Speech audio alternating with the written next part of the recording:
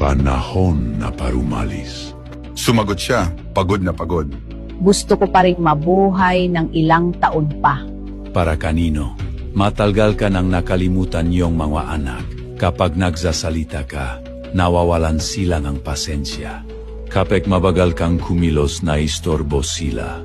Kapag may sakit ka, busy sila. Kung walang nangangailangan sa iyo, bakit ka mananatili? Dahil mahal ko pa rin sila.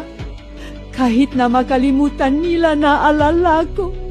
Naalala ko noong sila ay natumba at natutong maglaka. Noong sila ay nilagnat at ako ay nagpuyat buong gabi. Hanggat nabubuhay ako, mahari ko pa rin silang ay panalangin. Kahit na pinapabayaan ka, handa ka pa rin. Ang pag-ibig ay hindi isang transaksyon. Marahil mayroon pa silang pagkakats na magising. Tumigil ang kamatayan.